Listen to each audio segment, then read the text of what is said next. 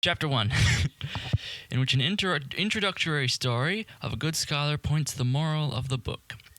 Men in their lives go on different ways. Generals, statesmen, saints, and even immortals begin as ordinary people. Dynasties rise and fall. Mornings change to evenings. Winds from the river bring down old trees from a former reign. And fame, riches, rank may even vanish without a trace. Then aspire not for these, wasting your days, but drink and be merry, for who knows where the waters carry the blossom cast over them.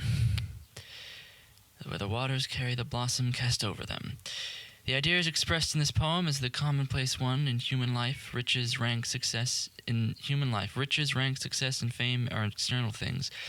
Men will risk their lives in the search for them. Yet once they have them within their grasp, their taste is no better than chewed tallow. But from ancient times till now, how many have accepted this? However, at the end of the Yuan dynasty, a really remarkable man was born. His name was Wang Mian, and he lived in a village in Chu County in Qiqing when he was 7. When he was 7, his father died, but his mother took in sewing so that he could study at the village school. Soon 3 years had passed, and Wang Mian was 10. His mother called him to her and said, "Son, it's not that I want to stand in your way, but since your father died and left me a widow, I have had nothing in coming in. Times are hard, and fuel and rice are expensive. Our old clothes and our few sticks of furniture have been pawned or sold. We have nothing to live on but what I make by sewing. How can I pay for your schooling? There's nothing for it but to set you to work looking after our neighbor's buffalo. You'll be making a little money every month, and you'll get your meals there too. You start tomorrow." "Yes, mother," said Wang Mian. "I find sitting in school boring anyway. I'd rather look after buffaloes. If I want to study, I can take a few books along to read." So that very night, the matter was decided.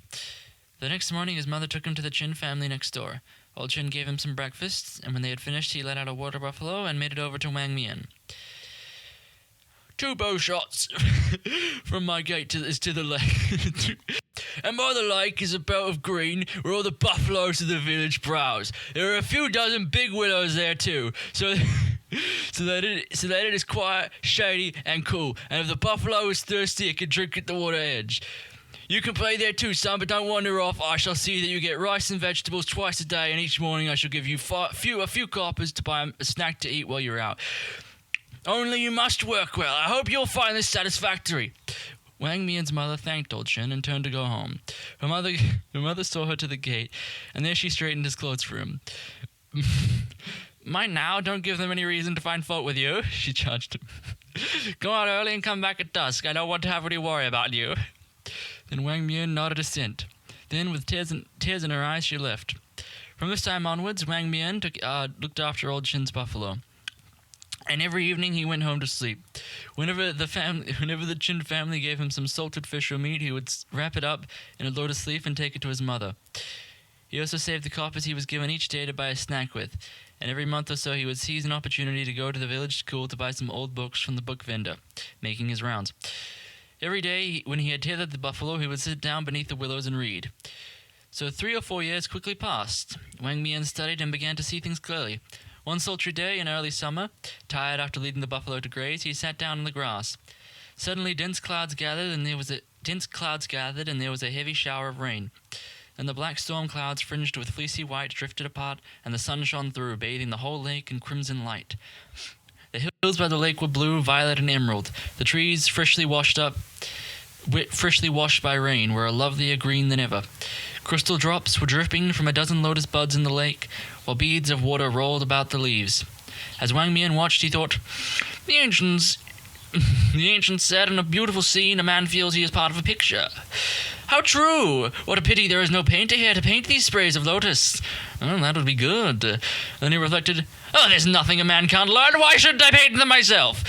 Just then, a man in the distance saw a fellow carrying 2 hampers over his shoulder and a bottle of wine in his hand. Hanging from one hamper was a rug. The man spread the rug under the willows and opened the hampers. Behind him came 3 men in scholars' square caps, all some 40 to 50 years old. 2 were dressed in dark grey, and the third in a blue linen gown. Fanning themselves with white paper fans, they advanced slowly. The one in blue was fat. When he reached the willows, he asked one of the men in grey, one with a long beard, to take the seat of honor, and another, a thin one, to sit on the rug opposite. He himself was evidently the host, for he sat in the lowest place and poured the wine. They began eating. After a while, the fat man said, "Mr. Way has come back. His new house is even bigger than the one in Bell Tower Street in the capital. The price was 2,000 taels, but because the purchaser was so distinguished, the owner allowed him 7 dozen taels discount for the sake of the credit he would get from his transaction. On the 10th of the last month, Mr. Way moved in. The prefect and the county yamen, county magistrate, called to congratulate him, and stayed there feasting until nearly midnight. There is nobody who does not represent him." "The magistrate used to be Mr. Way's pupil," said the thin man. "It was only right for him to pay his respects." My son-in-law's father is an old pupil of Mr. Way too," said the fat man. "He has a post at magistrate now in Honan province. The day after yesterday, my son-in-law came to visit me, bringing 2 catties of dried venison. That's it on this dish. When he goes back, he's going to ask his father to write a letter of introduction so that I can call on Mr. Way. Then, if Mr. Way condescends to come to the village to return the visit, the villagers won't dare to turn their donkeys and pigs loose to eat the grain in our fields anymore." "Mr. Way is a real scholar," said the thin man. "Recently, when he left the capital," the man with the bed said, I heard the emperor himself escorted him out of the city, taking his hand and walking nearly 20 steps with him. It was only after Mr. Way had repeatedly bowed and entreated him to go no further that the emperor got into his seat and chair and returned to the city. Judging by this, Mr. Way will probably soon become a great official." The 3 men talked on and on. Fuck, there were 3 of them. The 3 men talked on and on, but Wang Mian saw that it was growing late and led the buffalo back. After that, Wang Mian no longer spent his savings on books, but asked someone to buy paints for him in the city, and learned to paint lotus flowers. At first he did not do too well, but after 3 months he succeeded in capturing the very essence and shades of the colors of the lotus. Though he painted on paper, his flowers seemed to be growing in the water, or as if freshly plucked from the lake and placed on a scroll. When the villagers saw how well he painted, some even brought us pictures, and when Wang Mian had money, he brought good things for his mother. One person told another until the whole of Chu-Si country knew that he was a famous flower painter. One person told another until the whole of Chu-Si country knew that he was a famous flower painter, and people vied with each other in their eagerness to buy. By the time he was 18, he had stopped working for Old Chin and spent every day doing some painting or reading old poems and essays. By degrees, he no longer had to worry about his livelihood, and his mother was happy. Wang Mian had genius. While still in his teens, he mastered the whole field of astronomy, geography, the classics, and history. He was, however, eccentric.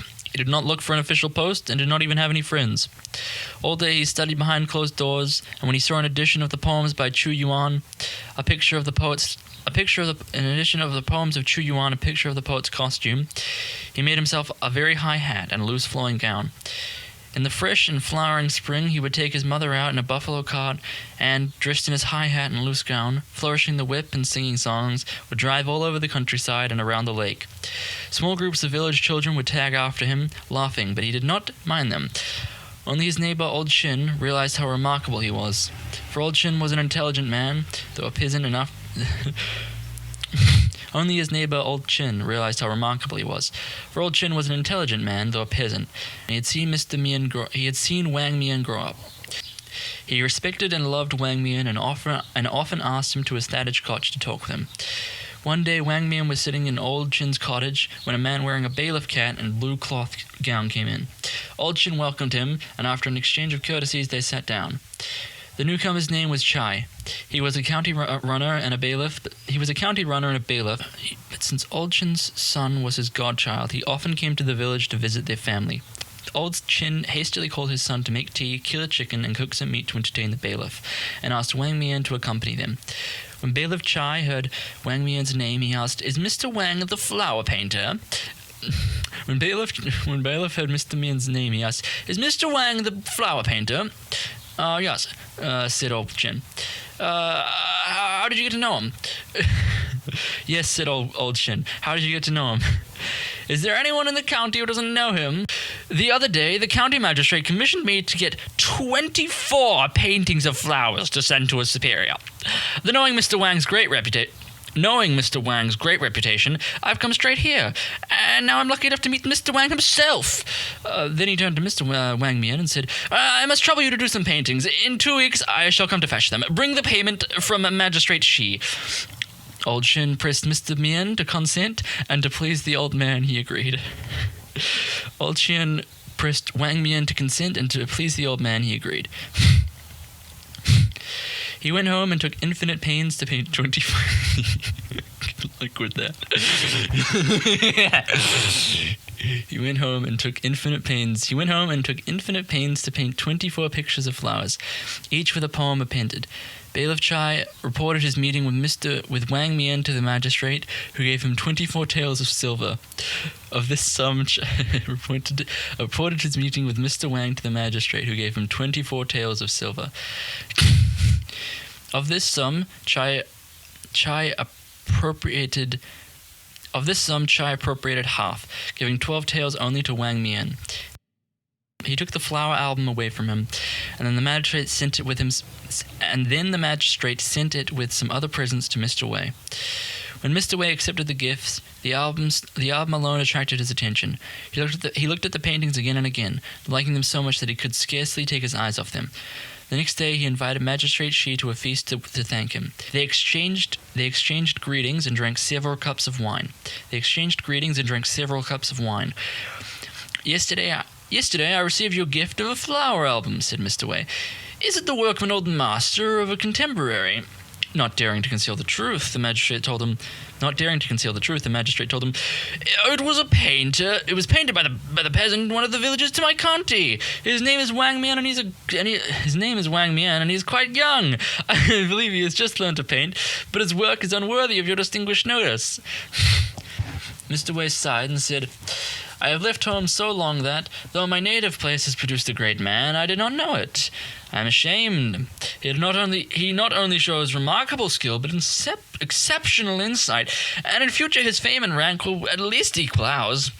I wonder if you would invite him to pay me a visit. Oh, what could be simpler? Replied Magistrate Shi. When I leave, I shall send a man to invite him. He will be only too pleased to come.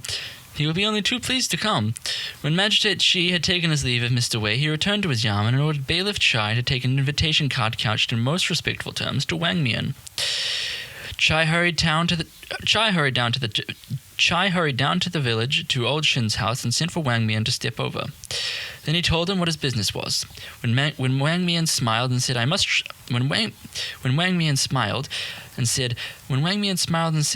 trouble you to inform the magistrate that Wang Mian is only a peasant and dare not accept such an invitation.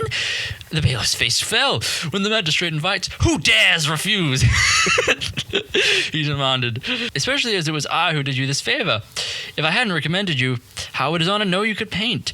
You ought by rights to be rewarding me. Instead, after coming all this way, I don't see as much of a cup of tea, and you fob me off with excuses. And why won't you go, pray? Do you mean to say a county magistrate can't summon a common man? What am I to say to the magistrate when I get back? It's not that, sir, said Mr. Whitman. If I receive a summons from the magistrate, how dare I refuse? But you have brought an invitation, which means I am under no compulsion. I don't want to go. His honor must excuse me. Oh, that doesn't make any sense! Exclaimed the bailiff. Served with a summons, you go! Asked by invitation, you don't! You simply don't know what's good for you! Mr. Wang, but Mr. Chin, if the magistrate sends in an invitation, he must mean well, so why not go? The proverb says magistrates can ruin families. Why ask for trouble? Well, the bailiff doesn't understand, uncle, said Wen Mian. But haven't you heard me tell these stories of the two ancient sages who refused to see their ruler? No, I am not going. You are making it very difficult for me. said the bailiff. What can't I say to the magistrate? You are making it very difficult for me. You are making it very difficult for me, said the... You are making it very difficult for me, said the bailiff. What can I say to the magistrate when I go back? The fact is, it is difficult for you both, said Mr. Chin. Mr. Wang doesn't want to go. But if he doesn't go, that'll be very embarrassing for Mr. Bailiff Chai. Now I have a plan. When you go to the Yamen, bailiff, don't say that... When you go to the Yamen, bailiff, don't say that Mr. Wang refuses the invitation, but just say that he is ill and can't go. He will go in a few days when he is better. If he were well, objected the bailiff, I should have to get a signed statement to the effect from the neighbors. They argued for some time. Then old Chin prepared supper for the bailiff, and while he was eating, told Wang Mian secretly to ask his mother for a little silver as messenger's fee. Only then did Chai consent to go back. When Magistrate Shi heard the bailiff's report, he thought, how can the fellow be ill? How can the fellow be ill? It's all the fault of this rascal Chai. He goes to the village like a donkey in a lion's hide. He goes to the village like a donkey in a lion's hide, and he must have scared this poor painter fellow out of his wits. Wang Mian has never seen an official before in his life. He's afraid to come. But my patron charged me personally to get this man. If I fail to produce him, Mr. Wei will think me an incompetent. I had better go to the village myself to call on him. When he sees me, when he sees what an honor I am doing to him, he'll realize nobody wants to make trouble for him and won't be afraid to see me. Then I'll take him to call on my patron, and my patron will appreciate the smart way I've handled him. Then, however, it occurred to him that his subordinates might laugh at the idea of a county Yamen calling on a mere peasant. Yet Mr. Wei had spoken of Mr. Mian to the great... Yet Mr. Wei had spoken of Wang Mian with the great respect. Yet Mr. Wei had spoken of Wang Mian with the greatest respects. If Mr. Wei respects him, I should respect him with 10 times as much. If Mr. Wei respects him, I should respect him 10 times as much. Magistrate Shi reflected. And if I stoop in order to show respect to talent, future compilers of the local chronicles will certainly devote a chapter to my praise. Then my name will be remembered for hundreds of years. What should I do? Why shouldn't I do it? So he decided to go. The next morning, the magistrate called for his chair-bearers, taking only 8 runners in red and black caps. With Bailiff Chai in attendance, he went straight down to the village. When the villagers heard the gongs, young and old flocked around to see the chair. When the processions reached the No. Wang Mian had reached a cluster of huts.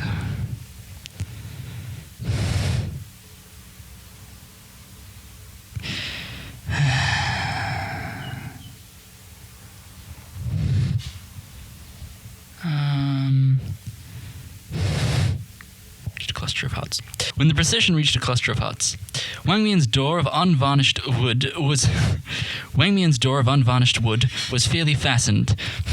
Wang Mian's door of unvarnished wood was fairly fastened.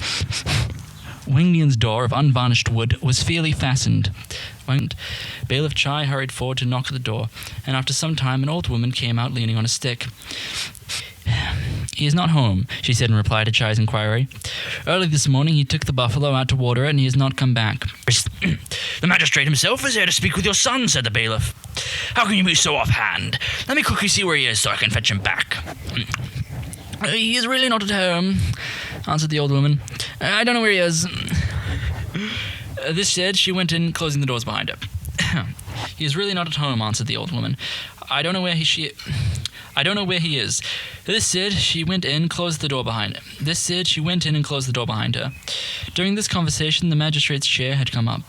Bailiff Chai knelt down before the chair and said, I asked for Wang Mian and found he is not at home. Won't Your Honor go to the local office to rest for a little while I make further inquiries? Then he escorted the chair past the back of Wang Mian's cottage. Behind the cottage were a few strips of arable land and a big lake, its banks thickly grown with elms and mulberry trees. Then more fields could be seen stretching to the horizon. There was a hill, too, covered with fresh green trees, only a few hundred yards away. If you shouted, your voice would carry there, and round the foot of the hill, as the magistrate's chair advanced, came a little cowherd riding back to front on a water buffalo. Hurrying over, Bailiff Chai called out, "Little Chin! Little Chin! Little Chin, did you see where old Wang went from next door did you see where old Wang from next door went to water his buffalo?" The old boy replied, "Wang Mian has gone to Wang's market, 7 miles away. He went to a feast with a relative. Why stay here?" Putting together his money and belongings, he started for home. Putting together his money and belongings, Bailiff Chai started for home. When he reached Cheking Province, he heard that Mr. Wei had gone back to the capital, and Magistrate Shi had been promoted to another post. When he reached Cheking Province, he heard that Mr. Wei had gone back to the capital, and Magistrate Shi had been promoted to another post. He could, therefore, feel easy in his mind about going home. He bowed before his mother and was happy to see that he was as healthy as ever. She told him that old Chin had been very good to her, whereupon Wang Mian hastily unpacked a whole bolt of silk and a package of dried persimmons, which he gave to old Chin to express his thanks. And old Chin prepared a feast for his homecoming. After that, Wang Mian lived as before, chanting poetry, painting pictures, and taking care of his mother like a good son. 6 years later, his mother was weak from old age. Took to her bed. 6 years later, his mother was weak from old age and bedbound. Every means was tried to cure her, but in vain. One day she called him to her and said, I'm near the end.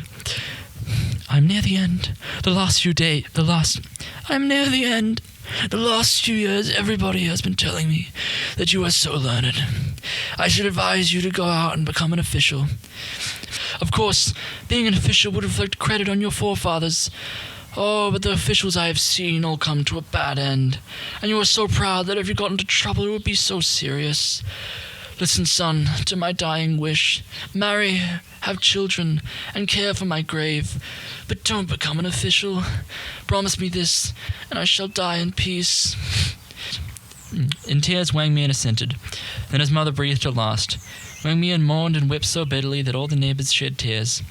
Old Chin helped him prepare the burial clothes and coffin, while he himself carried earth to make the grave. For 3 years he mourned. A year after the period of mourning was over, the whole empire had been plunged into confusion.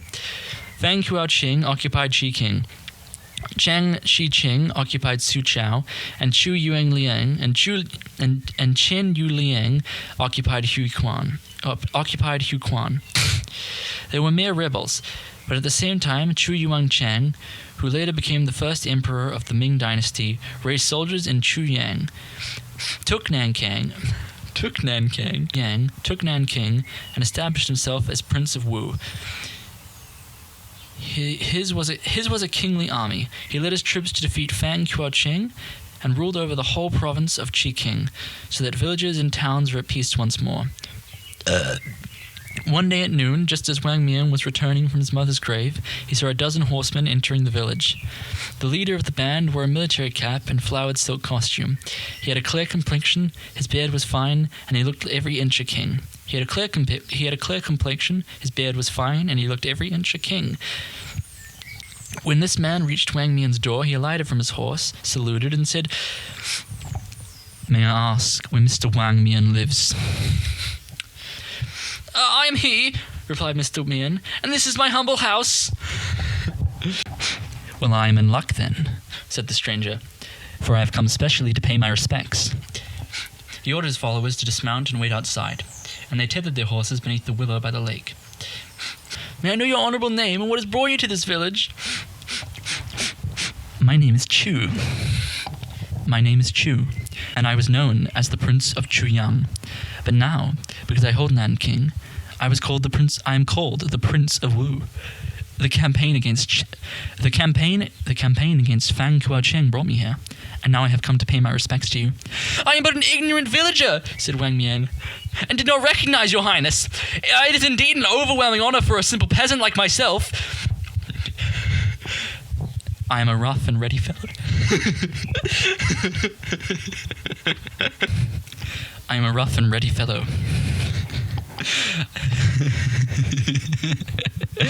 I am a rough and ready fellow, answered the Prince of Wu, but at the sight of your scholarly bearing, my thirst for fame and wealth has vanished. While I was still in Changnan, your fame reached my ears, and now I have come to consult you. The people of Chenkang have rebelled many times. What can I do to win their love? Your Highness is far-sighted, Wang Mian said. There is no need for a humble person like myself to say such. If you use goodness and justice to win the people, you will win them all. But not only those in Shikang. If you try to conquer by force, weak as the people of Qingking are, I am afraid they will not submit. Look at the case of Fang Guangcheng, whom you defeated. The prince nodded and expressed approval, and sitting face to face, they talked till evening. The prince's followers had brought rations, and Wang Mian went to the kitchen to make bread and fry leeks for the prince. Sharing the meal with him, the prince's followers had brought rations, and Wang Mian went to the kitchen to make bread and fry leeks for the prince. Sharing the meal with him, the prince then thanked him for his advice, mounted his horse, and rode away. That day, old Qin had gone to the county seat. On his return, he asked Wang Mian who his visitors had been. That day, old Qin had gone to the county seat. On his return, he asked Wang Mian who his visitors had been, but instead of telling him that it had been the Prince of Wu, Wang Mian simply said, "It was an army officer I knew when I was in Shantung." In a few years, the Prince of Wu pacified the country and established his capital at Nanking, so that once more the empire was united. His dynasty was called Ming, and his reign Huang Yu, and his reign Hung Wu. Once more the villagers could live at peace, enjoying the fruits of their labor. During the fourth year of the reign, old Qin went to the county seat again, and on his return told Wang Mian, Mr. Wei is in disgrace and has been sentenced to exile in Huqiao. I have brought a bulletin to show you. Mr. Wang read it and discovered that since his surrender, Mr. Wei had continued to indulge in foolish display, calling himself his sovereign's old and trusted servants, until the emperor in anger had banished him to Huqiao to look after the grave of Yu Chuao. This decree was followed by the rules of the Board of Ceremonies for the civil service examinations.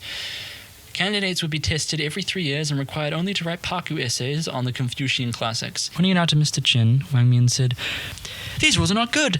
Future candidates know the rules of propriety and correct behavior." By now dusk had fallen. It was early summer and the weather was turning warm. Old Qin set a table on the threshing floor and they drank wine. Soon the moon came up from the east and shone so brightly that everything seemed made of glass. The water birds had gone to their nest and all was quiet. Holding his cup in his left hand, Wang Mian pointed to the stars with his right and said, "Look, the chains have invaded the scholars. That shows that the scholars of this generation have hard times ahead. As he spoke, a strange wind sprang up.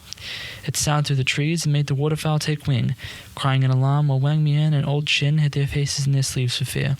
Soon the wind dropped, and when they looked again, they saw about 100 small stars in the sky, all falling towards the southeast horizon. "Heaven has taken pity on the scholars," said Wang Mian.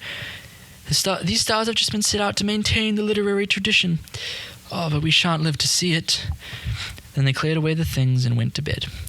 Later on, many rumors were heard to the effect that the government had ordered the Cheking authorities to offer Wang Mian an official appointment.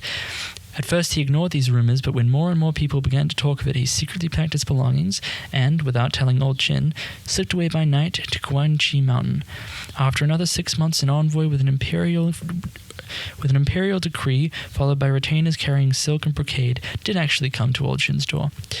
They saw an old man of more than 80 with a white beard and white hair, leaning on a stick. The envoy greeted him, and old Qin invited him into his cottage to take a seat. Does Mr. Wang live in this village?" asked the envoy. "His Majesty has appointed him Commissioner of Records. I have brought the imperial decree." "He belongs to this village," replied old Qin. but he disappeared long ago. After old Chin had served tea, he led the envoy to Wang Mian's house and pushed open the door. The rooms were filled with cobwebs and the yards with weeds, so they knew it was true that Wang Mian had been gone for a long time. The envoy expressed regret and went back to report to the emperor. Wang Mian lived as a hermit in Kuei-chi Mountain and never disclosed his real name.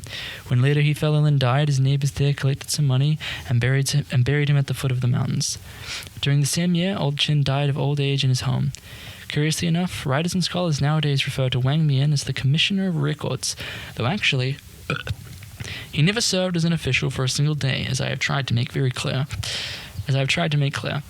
The foregoing was only the introduction. The foregoing was all only the introduction to the story which I shall now begin. Though actually he never served as an official for a single day.